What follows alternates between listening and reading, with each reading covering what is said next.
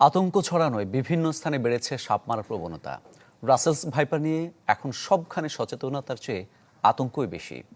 বিশেষজ্ঞরা বলছেন প্রকৃতির ভারসাম্যে সাপ গুরুত্বপূর্ণ ভূমিকা রাখে, তাই আতঙ্কিত না হয়ে সতর্কতার পরামর্শ তাদের। আশিকিন প্রিন্সের রিপোর্ট। কেউ কৌতূহলী, আবার কেউ আতঙ্কিত। আতঙ্কই বেশি বলতে হবে, কেননা দেশের বিভিন্ন জায়গায় রাসেলস ভাইপার সন্দেহে সাপ মারার প্রবণতা বেড়েছে। এই প্রবণতার বিরূপ প্রভাব পড়তে পারে বাস্তু সংস্থানে। সাপের বিরুদ্ধে কিছু শ্রেণীর মানুষজনকে উত্তক্ত করে দেওয়া হচ্ছে, অ্যাজ ইফ লাইক যেটা সবার ঘরে ঘরে চলে আসতেছে এবং তাদেরকে মেরে ফেলার একটা প্রবণতা হচ্ছে।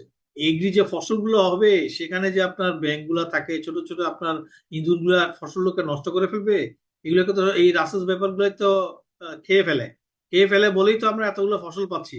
এখন রাসেল ব্যাপার যদি আমরা সব মেরে ফেলি, এই ফসল তো বিরাট ক্রাইসিসের মধ্যে পড়ে যাবে, বিশেষ করে সারা বাংলাদেশ ব্যাপী যদি হয়। দেখছেন কত বড় পাওয়ারফুল! এই বাবা রে বাবা, দেখছেন কেমনে ছাপা দেয়। রাসেলস ভাইপার নামটি অনেকের কাছে নতুন মনে হলেও নতুন কোনো সাপের প্রজাতি নয় এটি।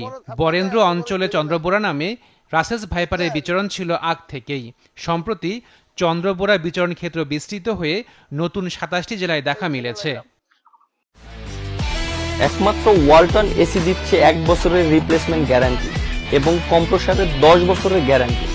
বিভিন্ন গবেষণার তথ্য অনুযায়ী দেশে বছরে অন্তত ৭,৫০০ মানুষের মৃত্যু হয় সাপের ছোবলে।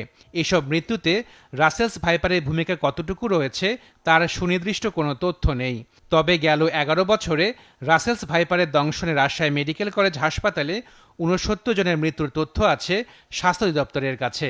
সমগ্র দেশের রাসেলস ব্যাপারের কতটা অস্তিত্ব এবং কতটা বাইট, কতটা মৃত্যু, এই ধরনের তথ্য কিন্তু আমাদের কাছে নেই। কারণটা হচ্ছে স্নেক বাইটের এই যে বিভিন্ন শ্রেণীভেদে যেসব বাইটগুলো হচ্ছে, মৃত্যুগুলো হচ্ছে, এগুলো আলাদাভাবে আমাদের MIS অথবা ডিরেক্টর জেনারেল হেলথ সার্ভিসে আসে না।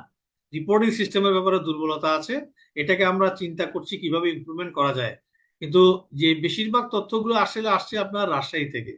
রাজশাহী মেডিকেল কলেজ হাসপাতালে 2013 সাল থেকে এখন পর্যন্ত প্রতি বছরের তথ্য কিন্তু আছে, কয়টা রাসেলস ভাইপার পেট ওখানে গেল, কয়টা পেশেন্ট ভালো হয়ে ডিসচার্জ হয়ে গেছে, কয়টা মৃত্যু ছিল।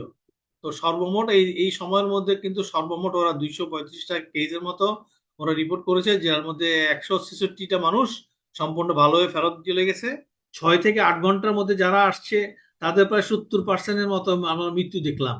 তার মানে দেরি করে আসা এবং দেরি করে অ্যান্টিভেনম প্রয়োগ করলেও অনেক ক্ষেত্রে রোগীগুলোর লাভ হচ্ছে না, বিশেষ করে রাসেলস ভাইপারের ক্ষেত্রে, যেখানে তীব্র রক্তক্ষরণ, কিডনির একেবারে সমস্যা, কিডনি বৈকল্য হয়ে যাওয়া, মাল্টি অর্গান ফেইলিওর হয়ে যাওয়া, এই ধরনের অনেকগুলো সমস্যা যখন হয়ে যায় তখন অ্যান্টিভেনম 1টা 2টা 3টা 4টা ইভেনকি 5টা ডোজ দেওয়ার পরে আমরা দেখেছি রোগীগুলো মারা গিয়েছে।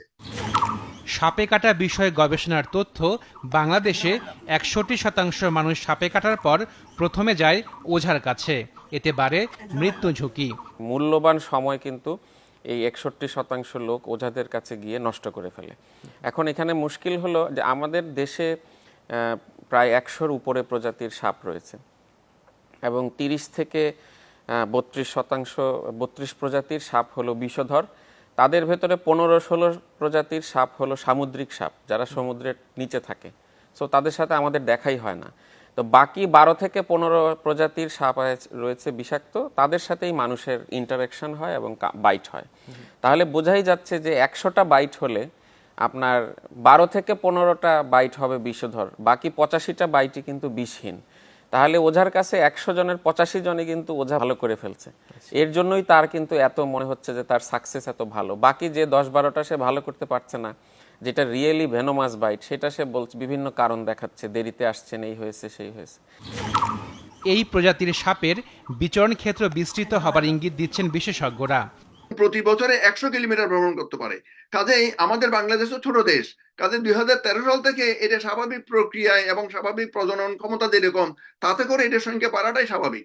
এবং একইভাবে সাপ তো আবার এটা একটা প্রাকৃতিক ব্যালেন্স, ইকোলজিক্যাল ব্যালেন্স রাখার জন্য অন্যান্য প্রাণীদের সাথে সাপের একটা সামঞ্জস্য, ভারসাম্য থাকে।